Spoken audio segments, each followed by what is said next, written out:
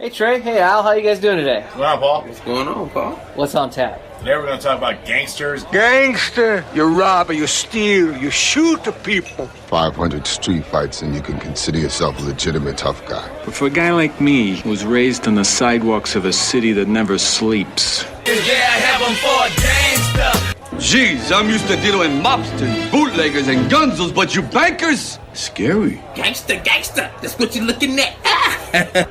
Hollywood's version of what we know as gangsters, or The Sopranos, What line of work are you in? Waste management consultant. to even like the very first like silent films gangsters and everything, were literally, and I mean the word literally, fabricated. Yes. Most gangsters, or mobsters and everything, were very low key. They stayed to themselves. They did whatever. But the persona that Hollywood created for gangsters was that of the guy who was above the law, kind of godlike, very narcissistic.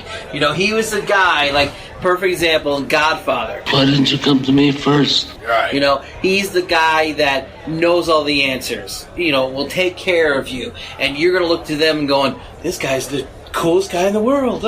Girls love him. Guys want to be him. Right. That's the persona Hollywood made of the gangsters.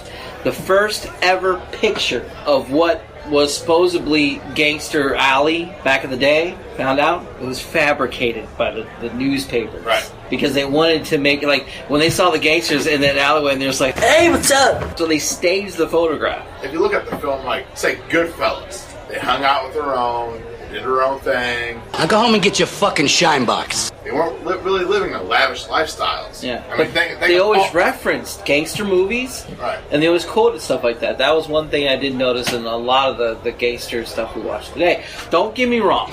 If you look at history, and you look at, especially in the 20s and 30s, Sheltons, they were the local gang. Bloody Williams. They were considered the most bloodiest gang in this area. And I don't know a fun fact or not, okay, Chicago, Al Capone, right? And did you know Bloomington, Illinois was a little Chicago. He pulls a knife, you pull a gun. He sends one of yours to the hospital, you send one of his to the morgue. That's the Chicago way. Yes. It was considered that. Yes. So what they do is, that was the median between the local small gangsters here would go to Bloomington, Al Capone and his people would meet up there, and then they would have a great-ass time, do their dealings, whatever. It's pretty cool. Signal Hill, East St. Louis, Signal Hill area, that's where the Sheltons all resided at. They did all their work in East St. Louis, they lived in Signal Hill. You know where Signal Hill's at? Isn't it right there? Like around 94th Street, coming up from East St. Louis. Yeah, Belleville. yeah. That was where the Sheltons lived, all that rich neighborhood back there. Because you know how it's old-timey. Lacia Hills and stuff. Okay. Yeah. 1900s and stuff, you just had a big boss guy. And everybody was unique, but no one gave a shit about it. You're just a lackey. In my neighborhood, there were two bosses, each fighting for control in New York. Don Ferenzano, Don Masseria. But then, you guys know who Charlie Luciano is, right? Yes. Lucky Luciano. Bugsy Siegel. Meyer Lansky. All those real-life gangsters. And I forgot about Frank Costello. Yo, Frankie! They took those two bosses down and created the chairman of the board type thing. They made a Five families. Yeah, they made a committee. They made it 5 families, and they banded them all together. And that's when mobsters, what used to be lackeys, are now in charge. And they gave them that whole edge of, we can do it. They did it. We can do it. Organized crime has all these rules and codes and all that stuff like that. I don't know anything about that. When you research that, they don't tell you that kind of shit. True. And that's what stays quiet. That's what stays probably solid. That's probably what stays always, Right. I mean, hell, even the Pirates had a code. Yeah. Exactly. Look at the gangsters back in the 20s and 30s compared to like a Bonnie and Clyde, Jesse James. Women wanted him, guys wanted to be him, and the kids idolized him. So, I mean, I think the media had a lot to do with that. I think I made my point. If we want to talk about the evolution of just organized crime from back then till now, I would say 70s and 80s, that's when it took a weird turn. Right. Loyalties changed. Greed took over. Drugs. They always had heroin, they always had shit back in the day. All these drugs that we suffer with even to this day, that's not new. Yeah. That shit's been going on since the dawn of time. Chinese opioid tech. I feel just capital. Heroin was big. They used to use glass syringes and just fucking horse-like fucking needles to shoot up. It's fun. And we're talking about like pure heroin, because nowadays it's cut down and added with all these different other chemicals because everybody's trying to save money. It's called stepping on it. Huh? It's called being stepped on. Okay. Yeah. Back then, they got the pure shit. Yeah. And a lot of ODs happened. Car bombs were big for retaliations. Right. Okay? A bombing is not new. You know, they done it even way back when with grenades and shit like that. But then they came more like this, what you see in TV, where you start the engine and it blows up. And in St. Louis, that was big in the late 70s and early 80s with the big ones that like were from Chicago and all that stuff like that. And then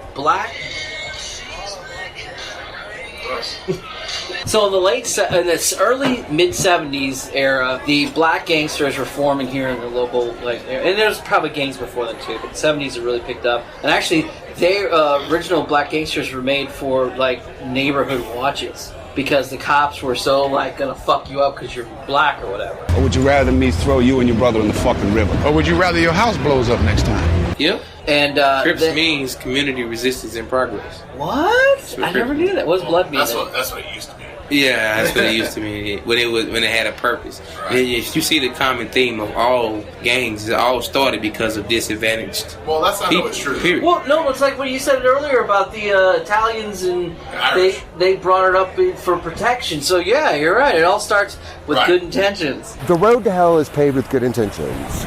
I mean, when the Irish and the Italians got off the boat in New York, they weren't given good jobs. They had to piss jobs. Be a cop, be a firefighter, pick up trash. Yeah, but didn't you say even in Italy, that's how it all kind of got formed? It was resistance or something? Right. It started in Sicily when the Spanish were resisting the Spanish. And then the Italians basically treated the Sicilians like, trash. So, I'm being nice. Rivalry between gangs has always been there, but it really got the worst around here in the late 70s, early 80s. Kings Highway, Chippewa, all that stuff. That was the military zone. The gangs were separated from the north side and the south side. It was nuts. There was so much blood. I remember when, because we lived in North County, crime was getting really bad then, and it was crazy. And You're talking about the history of it. It all began in Sicily around 16th century AD as a way to oppose Spanish rule. The mafia was born in such circumstance and provided the oppressed Sicilian people with protection. Even way back then. Yeah. And feel free to jump in at any time. I'm just talking about the research I did, and if I'm wrong, fucking tell me right away, because I'm getting this from multiple sources throughout the internet I was looking on. So pretty vivid memory, man. Thank you. Pretty good. Drug addictions were really, really bad. Right. It just started becoming a free-for-all. And I want to say like half of it they're becoming the quiet ones and went off in their own little worlds, and they went seclusion and let I don't want to refer to it bad, but let all the animals kill themselves off. That's why in the late 80s and the early 90s, Gangsters, remember it was all over TV and stuff like that from, Boys in the Hood and all that stuff. Straight Outta Compton? No, that set of projects in Chicago where they're pretty much sniping each other from building to building. Oh yeah. What was that? Lily Green or something like that? I don't know. Because from that, all the TV shows it was Acorn Projects, all this stuff. TV started anything that would happen in real life. Eventually, it hit TV and movies, and they utilized it. So most of the reflection of what happened in real life, they did do pretty good in that in the 90s and the 80s movies about gangs and stuff. I will add as well that, believe it or not, when it was new, it was shunned. When it was able to be monetized, it was allowed. For the love of money. Spent from My Boss. That was a song that wasn't allowed to be performed, or you would be arrested. Fuck the police. Oh yeah. That was gonna be you got threat. They got arrested for performing that. But when it was able to be monetized, you can say whatever you want about the police. Keep paying me. Keep paying me. It was number 2 or 3 black labels at the time anyway.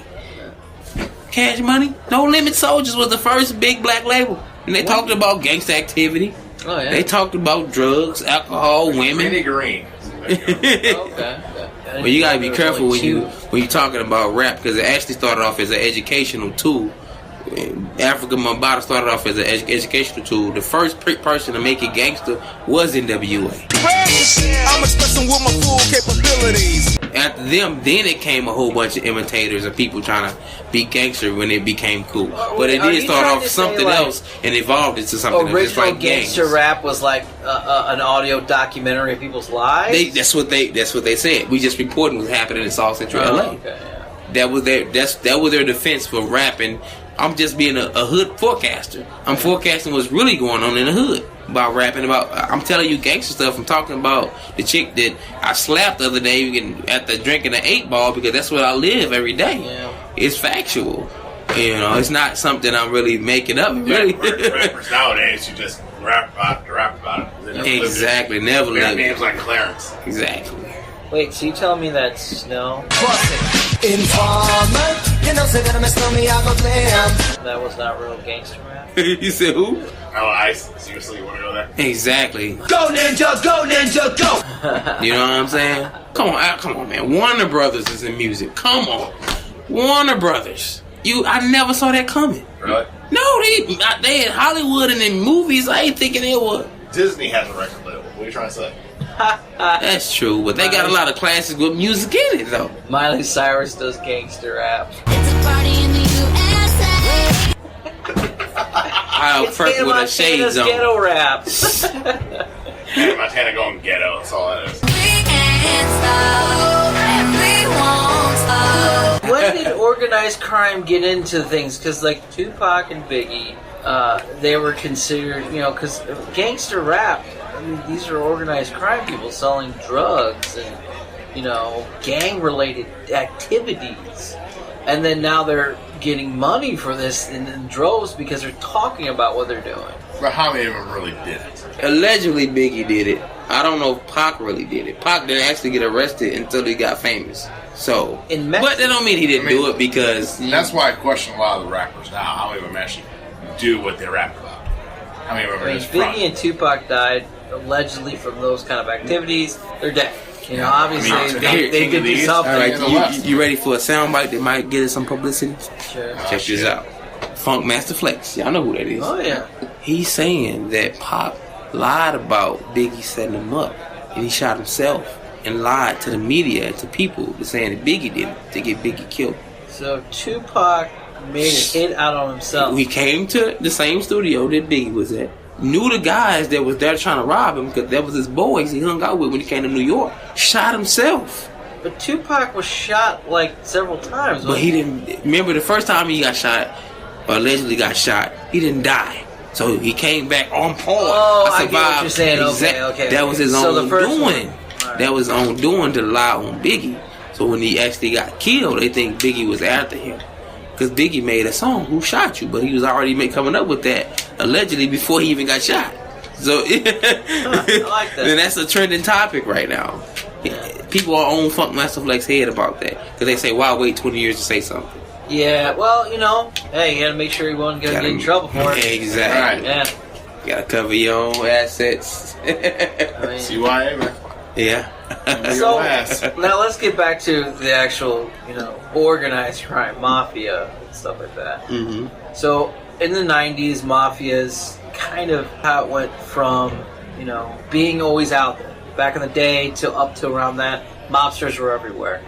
Even in the 70s, you knew what block is going to be the mobsters were on. You saw what big ass fucking boat Lincoln they're driving in. Right. And then after all the wars were all settling down, and the only mobster, realistically, there were still other ones, but the biggest one was Gotti. Mm-hmm. And he was back in the 80s, and in the late 80s is when he get incarcerated and stuff like that. And he was the last flamboyant gangster. Then it's like, whatever it is, the powers that be, the council of them said, let's change roads here, guys. I think they want more underground, more legitimate businessmen, but they still got a hand in everything. Yeah, ever since like the late 50s, early 60s, mobsters had their big chunk of change came from porn.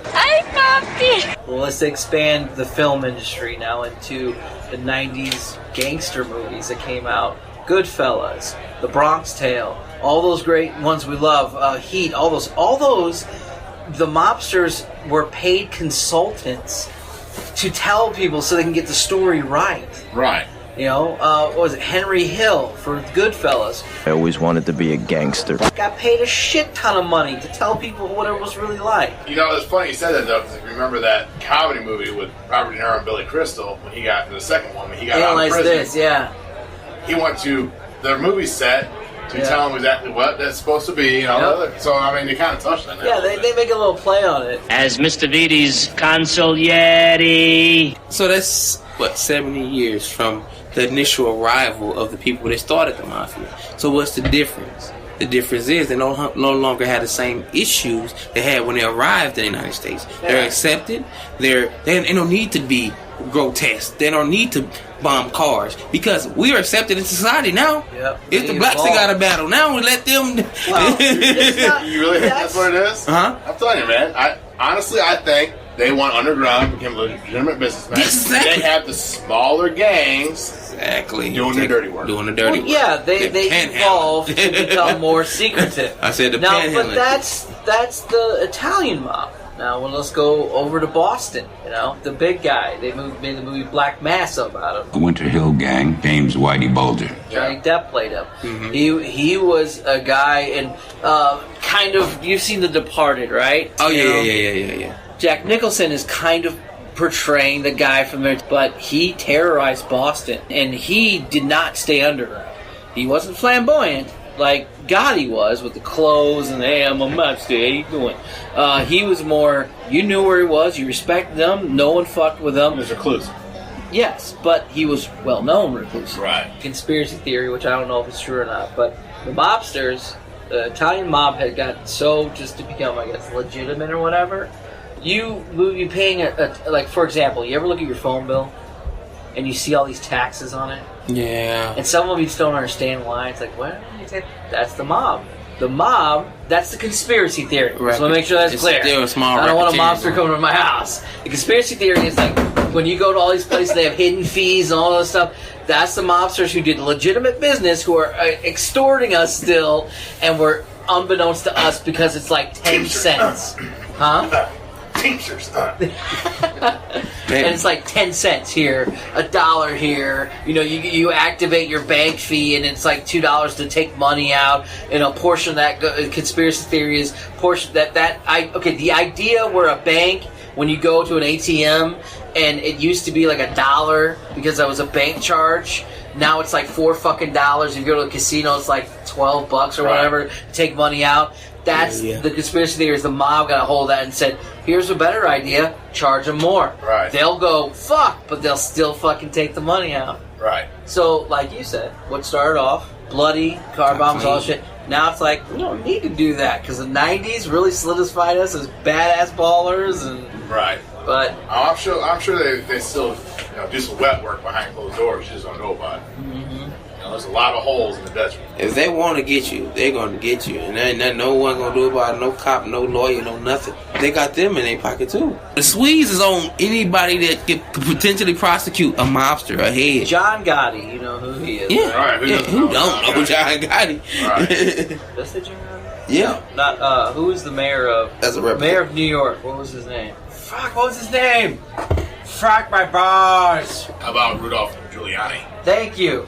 Okay, you're talking about the mobsters thing. Okay, that's what Giuliani's big thing was. He brought down the mob, technically. And they made a movie about it. Vin Diesel was playing it as the main character. Because he was the only one who didn't have lawyer representation, because he was kind of like everybody kind of made fun of him. He always kept his mouth shut, and they just hated him. 20 defendants, 76 counts, at least 4 prosecutors, tapes, surveillance videos. You're all going down. And that's what made him into a mayor. They probably didn't get the time they probably should have got. No, because they even... And they probably explained to him, this is a sacrificial move. We gonna make sure your books is lined up. We gonna make sure your family's okay.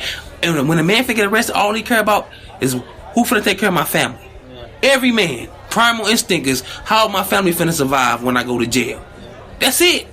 Once you assured, they'll take that bid easy. Yeah.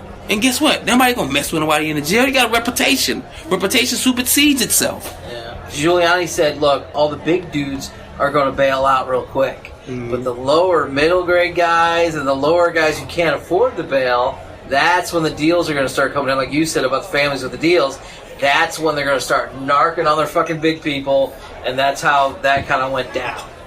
But that was the biggest bust, for Gangsters. But other than that, they just did their time and moved on. They still got to run a business. Yeah. It says here, the Mafia were professional criminals, street gangs, mindless thugs. And that's it for the Miscellaneous Tap. You can find shows like this under the Miscellaneous Podcast. Find it in iTunes, Stitcher, Spreaker, and YouTube. Please give us a 5-star review, suggestions, comments, anything. We'd love to hear what everybody has to say about the show. The easiest way to get a hold of us is under the Miscellaneous Podcast Facebook page. Just go under Facebook and look under groups. And that's pretty much about it. Thanks so much. What, we recording now? Yeah, we've been recording. Yeah, everything recorded. That's why I was looking at you like, it was on YouTube at Miscellaneous Podcast on tap. Gravy Travy. I never done it off the ass, just because I'm just worried they'll fart in my face. Yeah.